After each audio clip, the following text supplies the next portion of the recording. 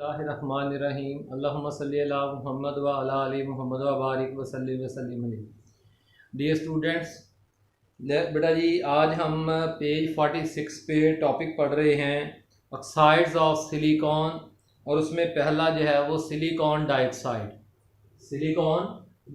बेटा जी इसकी definition, silicon dioxide जो है SiO2 कॉल्ड सिलिका, इसको क्या क्या नाम दिया जाता है? Silica is probably the most common and most important compound of silicon.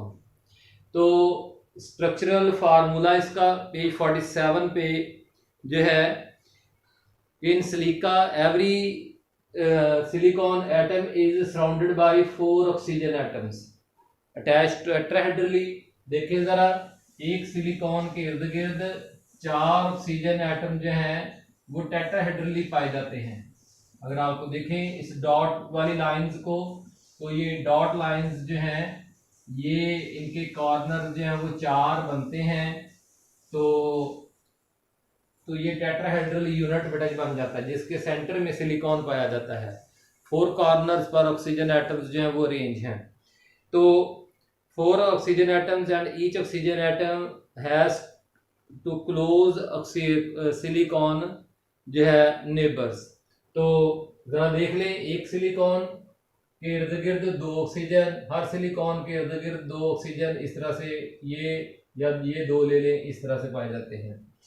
तो बेटा जी अब जो है विट्रस सिलिका जो है, विट्रस सिलिका उसकी ना प्रॉपर्टीज पहले है, डेफिनेशन अगले पेज पे मौजूद है, वो हम करते हैं। पहले इसकी interesting and useful properties page 47 पे।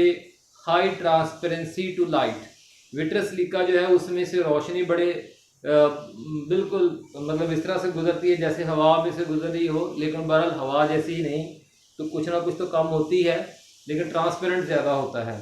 तो इसलिए इसके अंदर पड़ी हुई चीज़ हमें जो बिल्कुल वाज़ेह नज़र आती है। तो very refractory does not soften below 1500 to 1600 degree Celsius. अगर आप एंगल ऑफ विजन जो है और एंगल ऑफ इंसिडेंट जो है वो मुख्तलिफ हो जाएगा, तो फिर लाइट जो है वो रिफ्रैक्ट होती हुई एक मीडियम से जब दूसरे मीडियम में दाखिल होती है ना, तो लाइट एक एंगल पे बेंड करती है।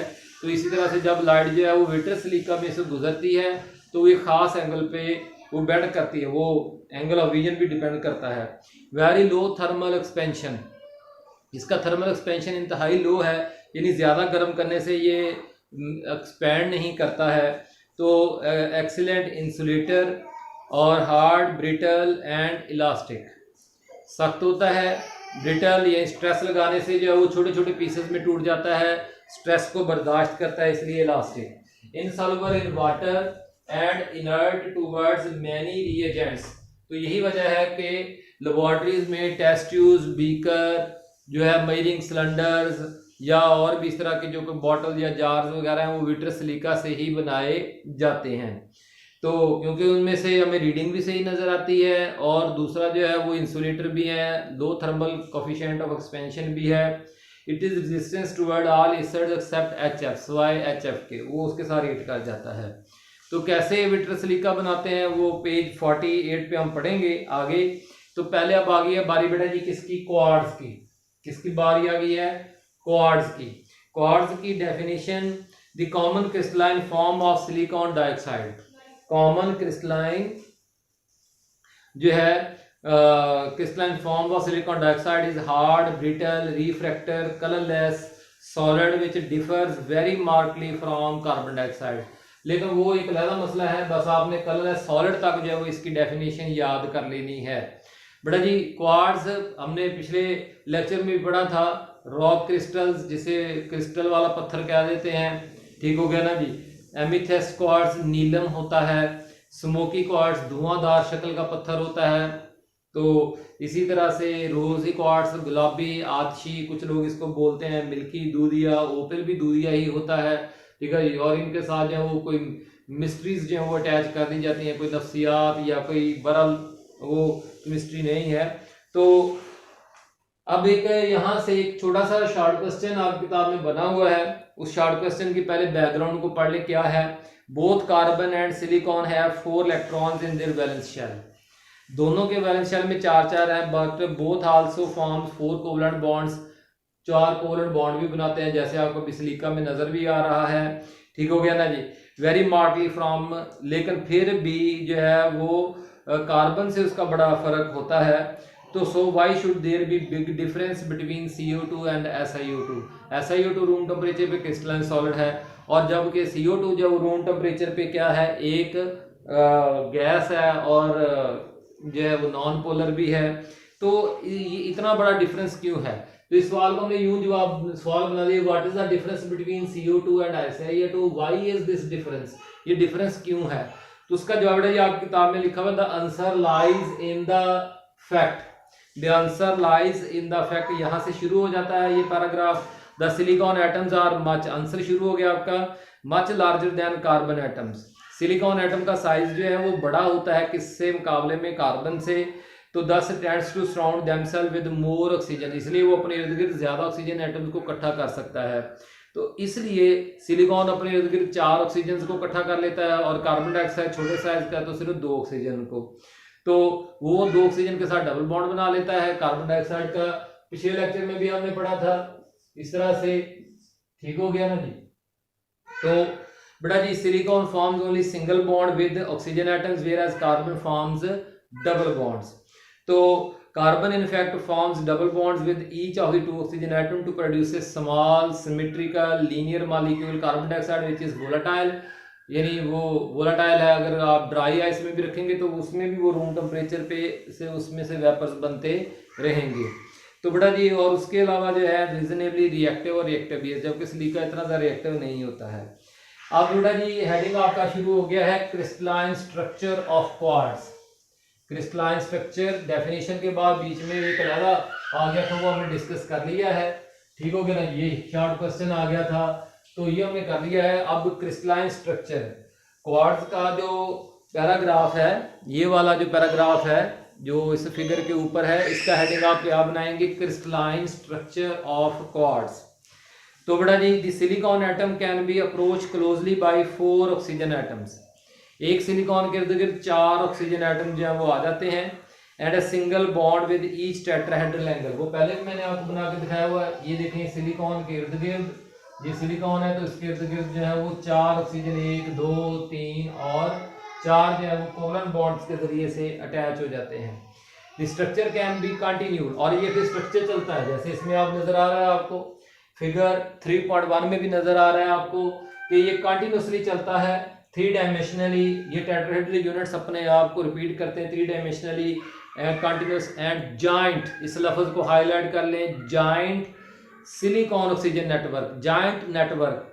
तो ये कौन से सॉलिड्स होगा? Covalent solids. आ गए यार, आयनिक solids, covalent solids, molecular solids और मेटालिक सॉलिड्स। तो ये कोवलेंट सॉलिड्स में के ग्रुप में आते हैं, extending out to give the massive silicon dioxide crystals.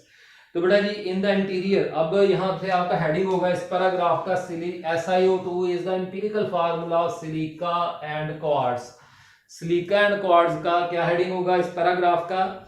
SiO2 is empirical formula of silica and quartz. तो ये उनका एक्चुअल फार्मूला नहीं है, मॉलिक्यूलर फार्मूला, वो तो जॉइंट स्ट्रक्चर है, उसमें तो हजारों सिलिकॉन एटम और हजारों जो है वो उसमें ऑक्सीजन एटम्स हैं। तो हमने टेट्राहेड्रल यूनिट के हिसाब से बनाना है। ठीक है ना जी। तो उस हिसाब से जरा देख लें किस तरह से कि जो है in the interior of the silica network, ये every silicon atom is tetrahedrally 4 oxygen. एक सिलिकॉन और ऑक्सीजन, एक सिलिकॉन के लिए 4 है और एक के लिए कितने हैं? 2। एक ऑक्सीजन के लिए कितने हैं? 2 है, यानी ओवरऑल 2 4 1 2। तो इस तरह से हम कह सकते हैं कि जो स्मॉलेस्ट रेशो है वो क्या बन जाएगी? 1 to 2 रेशो बन जाएगी। क्या बन जाएगी? 1 to 2 रेशो। तो is bonded with 4 oxygen atom and every oxygen atom is bonded to 2 silicon, और हर एक ऑक्सीजन के इर्द गिर्द कितने होंगे? 2 सिलिकॉन। ठीक हो गया ना जी। तो इसलिए the overall ratio of silicon to oxygen atom is 1:2 and the simplest formula for silica is therefore SiO2। The silicon oxygen bonds are strong and keep atom firmly in place, उनको positions में accurate रखते हैं। अब बेटा जी यहाँ से heading होगा आखिरी पैराग्राफ पेज 47 का, उसका हेडिंग आप क्या बनाए, एक्टिव सरफेस ऑफ क्वार्ट्ज और सिलिका। क्वार्ट्ज या सिलिका की जो सरफेस होती है वो एक्टिव होती है, यानी वो रिएक्टिव होती है। उसकी वजह ये है, उसकी वजह बड़ा जरा देखें आप, इस ऑक्सीजन को देखें, क्या इसकी वैलेंसी सेटिस्फाइड है, ठीक है, नहीं, इसकी वैलेंसी सेटिस्फाइड है, इसकी वैलेंसी सेटिस्फाइड है, नहीं। इसी तरह से अगर मैं मतलब ये इस तरह से बनाता हूं, ये ऑक्सीजन आ गया, चलिए हम इसको यहाँ पे ऐसे कर लेते हैं, तो सिलिकॉन ऑक्सीजन ऑक्सीजन, ठीक हो गया, नहीं, फिर ऑक्सीजन, फिर आगे चलते हैं, फिर सिलिकॉन। तो आप देख सकते हैं कि ये कुछ एटम्स हैं जो कि सरफेस पे उस पीस के, उस क्रिस्टलाइन पीस के सरफेस पे पाए जा रहे हैं और उनकी वैलेंसी सेटिस्फाइड नहीं है। ये मैं एरोज लगा देता हूं ताकि आपको जरा आसानी से समझने में मदद आ जाए। यहाँ पे सिलिकॉन का एक बॉन्ड खा लिया, यहाँ पे ऑक्सीजन का एक बॉन्ड खा लिया, ऑक्सीजन का बॉन्ड खा लिया, सिलिकॉन का बॉन्ड खा लिया, ऑक्सीजन का।